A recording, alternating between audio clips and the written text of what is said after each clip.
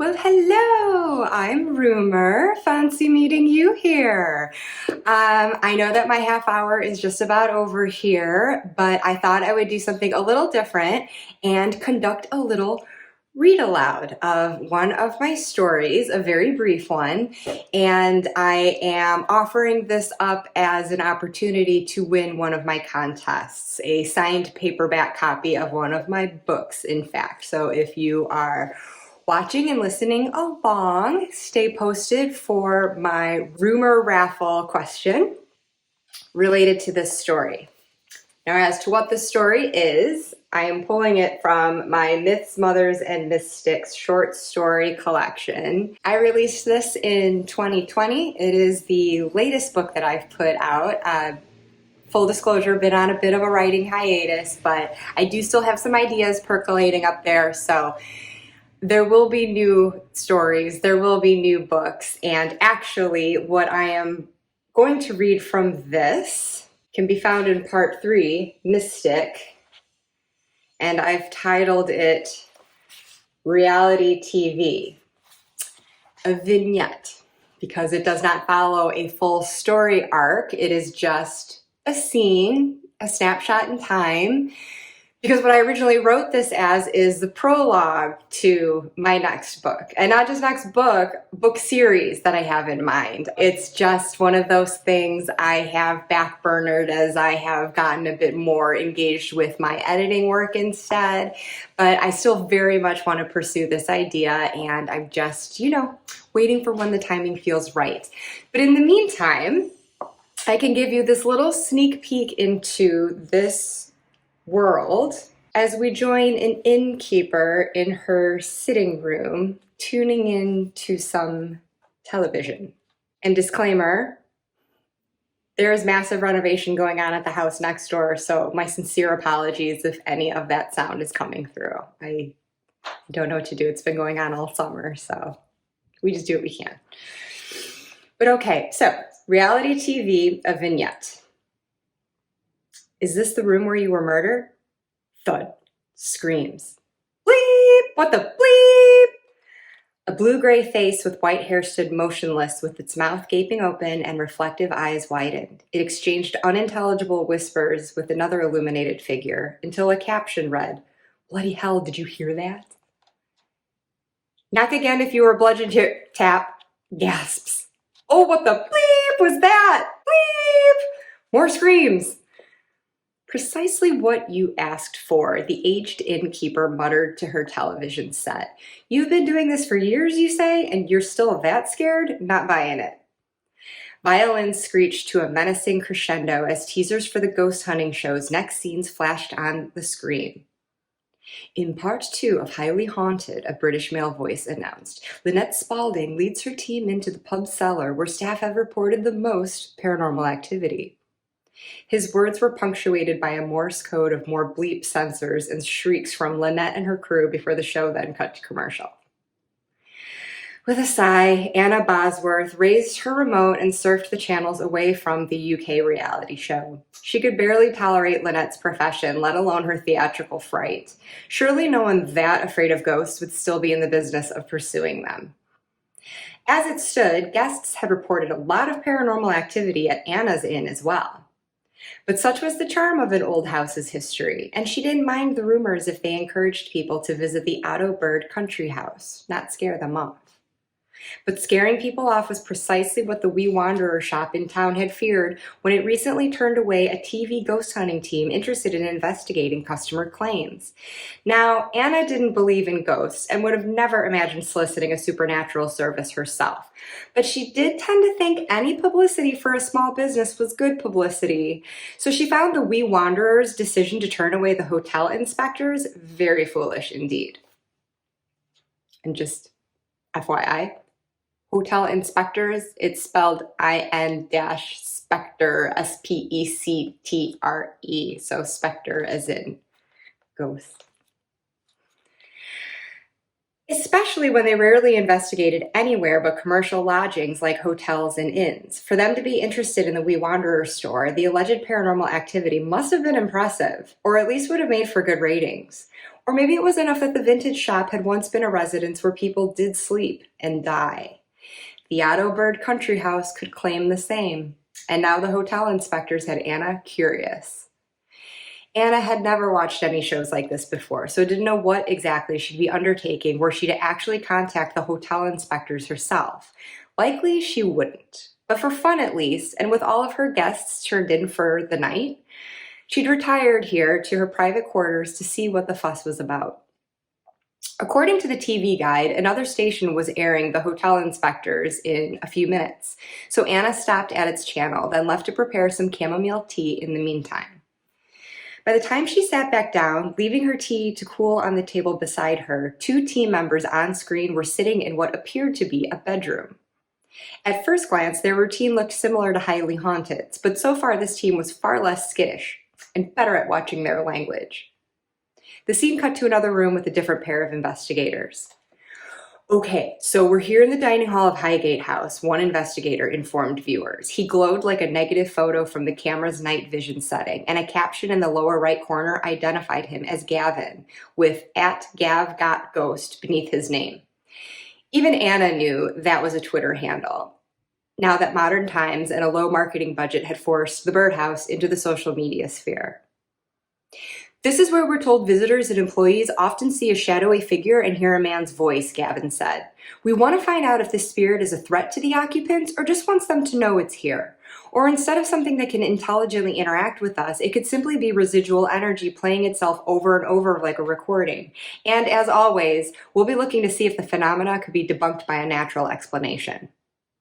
Pursing her lips, Anna nodded at this conservative approach. Natural explanations she could accept. And she would bet that was usually the case for whatever the hotel inspectors found. That or fake evidence. She blew on her tea, sipped it, then snuggled into her armchair as the two team members settled themselves at a dinner table and placed a small flashlight at its center. The flashlight is highly sensitive to touch, the female investigator explained as Tracy and @TrackerTracy faded in and out of the corner of the TV screen. So it should be very simple for the spirit to turn it on and off. As a test, she lightly tapped the device a couple of times herself, which turned it on and off accordingly. But we'll start with the basics. After a little more chit-chat between themselves and adjustments to their camcorder and another piece of handheld equipment that Anna couldn't identify, the soul-searching duo commenced their line of questioning. Is there anyone in here with us? Tracy asked.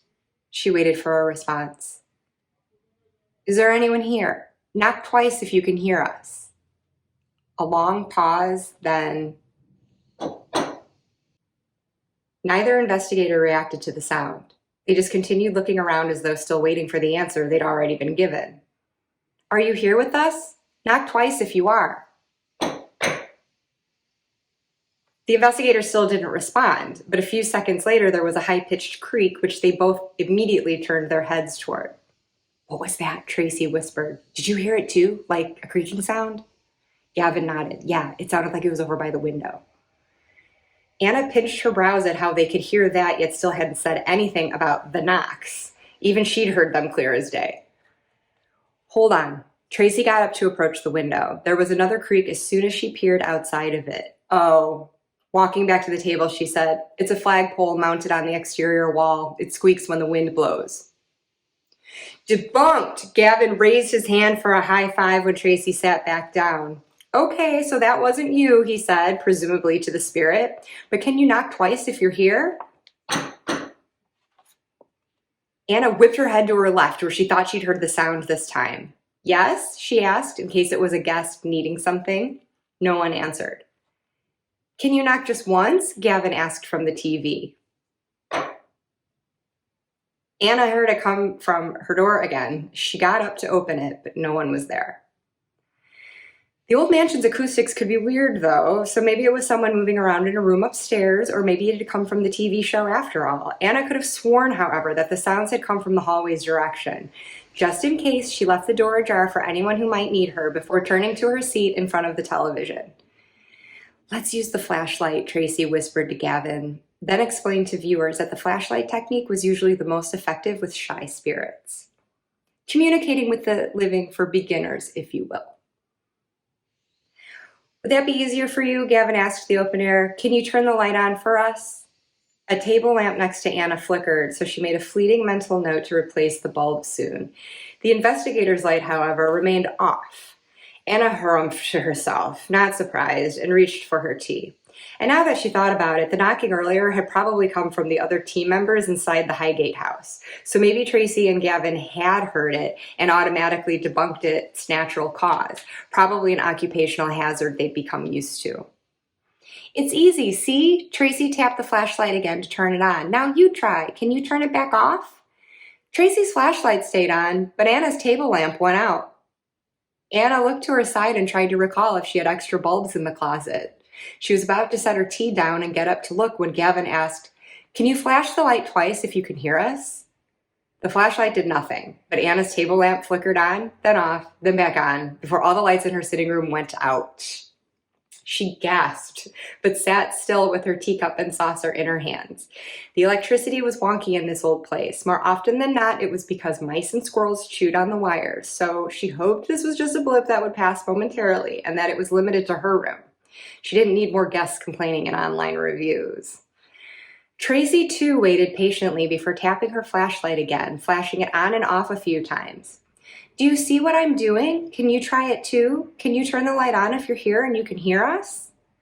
The flashlight didn't turn on, but Anna spilled some of her tea in her lap when her room lights all re-illuminated, and then, just as quickly, zapped out to darkness. With the china clattering in her hands, Anna whispered to the lights, "Please turn back on." And they did.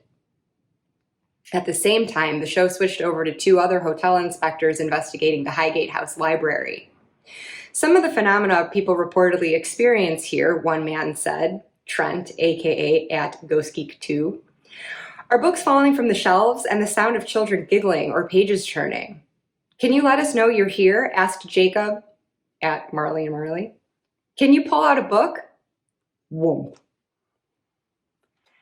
As Trent and Jacob looked around with no reaction, Anna stared wide-eyed at the leather-bound novel that had just flown off her own shelf. Is there a book that's your favorite? Trent asked. Can you show it to us? An Agatha Christie paperback landed at Hannah's feet. Seconds later, her teacup and saucer tumbled there as well from her limp, shaking hands.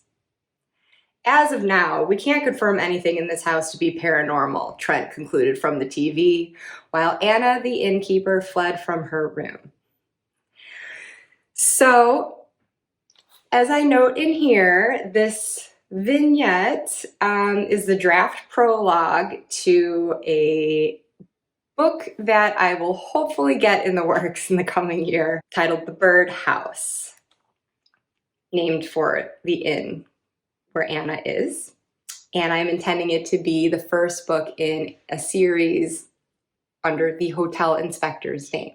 I would like to follow this ghost hunting team, specifically televised ghost hunting team, as they investigate different hospitality sites around the US, the world. We'll see what the possibilities are once I actually get going with it. But the next story to follow in this collection, actually called Revolve Her, I ended up putting in that same story universe, and it will ultimately serve as a prequel of sorts to another book in this series called The Roche Motel, where the hotel inspectors are investigating a roadside motel. So we'll see how it all goes. But at any rate, I just wanted to offer this up for my contest question that's coming up in rumor raffle number 2, I believe. And if you sat through all of that, thank you so much for joining me. And if you have been reading and responding to my other posts during this half hour, thank you so much. It's always fun to hang out at these launch parties and get to know everyone, and I really appreciate your support, and I am giving mine along with you to Shani Struthers and Sarah England. Hurrah, hurrah to the both of them for their newest books. All right, everyone, bye!